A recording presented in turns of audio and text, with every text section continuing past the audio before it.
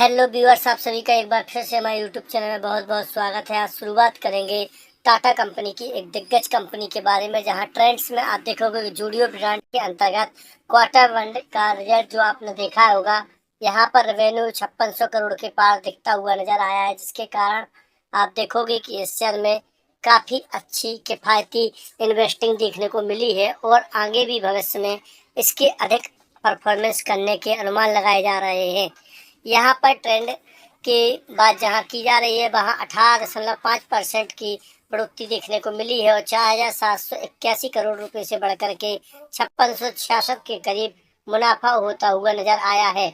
यहाँ पर मार्जिन भी 33% बढ़े हैं और 20 पॉइंट बढ़कर के 19.6% रह गया है।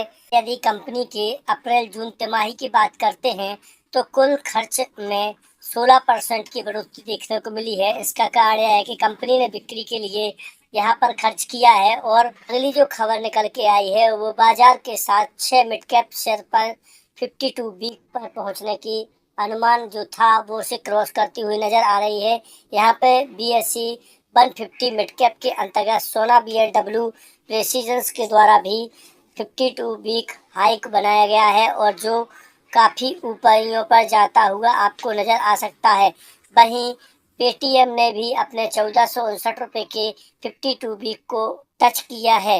वहीं लॉयड मेटल्स एंड एनर्जी के द्वारा भी यहाँ पे 2104 रुपये का हाई बनाया गया है और एक्साइड इंडस्ट्री ने 479 रुपये का हाई बनाते हुए दिखाई दिया है। यहाँ पर सारी कंपनियां आउटस्टैंडिंग परफॉर्म कर रही हैं।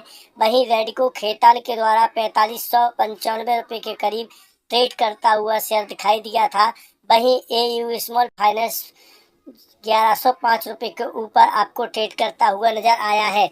वहां पर कल्याण ज्वेलर्स लगातार अपने हाई को टेस्ट करता हुआ नजर आ रहा है और उसके अब टारगेट को पुनः बढ़ाकर 680 रुपये कर दिया गया है। कल्याण ज्वेलर्स का जब से रिजल्ट आया है, जब से आप देख रहे होंगे कि यहाँ की बाय की रेटिंग लगातार बनी हुई है और इसके ऊपर जाने का अनुमान भी लगातार बना रहता है। अभी भी यह काफ़ी ऊपर ट्रेड कर रहा है, लेकिन रेवेन्यू 46% बढ़कर के 10,589 करोड़ के पास पहुंच गया है और मार्जिन में 25% का इजाफा देखने को मिला है। वहीं ब्रोकरेज का मानना है कि कल्याण ज्वेलर्स मजबूत है और अभी भी नए ग्राहकों की बढ़ती संख्या के कारण यह ऊपर जाने का अनुमान इसके लग रहा है। मार्जिन में दबाव भले ही है, लेकिन मार्जिन घट कर के 11.9% रह गया है। एयरबस के द्वारा आप देखोगे कि डिफेंस सेक्टर की PTC इंडस्ट्रीज के साथ में एक और साझेदारी की है, जिसके कारण 6% की तेजी PTC के साथ में देखने को मिली है। के साथ आप देखोगे कि धीमे धीमे यह शेयर अब ऊंचाइयों पर जाता हुआ नजर आएगा और अब 19,400 रुपये के इंटरडे को यह टच करता हुआ नजर आया है और अभी भी इसके ऊपर जाने का अनुमान लगाया जा रहा है।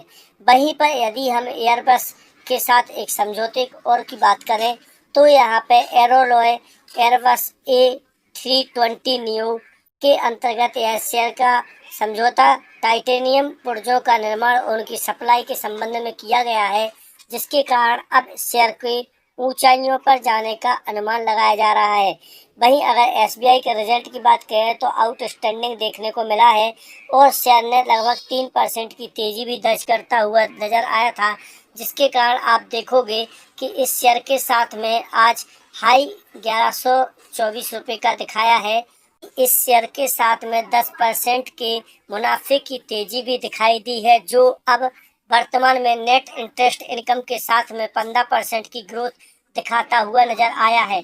तो यहाँ पे प्रॉफिट तो होता हुआ नजर आया है, लेकिन इन सब के बावजूद इसके लिए इसके टारगेट को भी बढ़ाया गया है, जिसके कारण यह 1250 रुपये का टारगेट आपको देखने को मिल सकता है, जो इस कंपनी के लिए काफ़ी बेनिफिशियल हो सकता है और वर्तमान से यह काफ़ी ऊपर दिखाई दे रहा है, जिसके कारण यदि आपके पास यह शेयर है तो यह भी आपको 15 से 18% का रिटर्न मौजूदा 1 से 1.5 महीने के बीच में दे सकता है।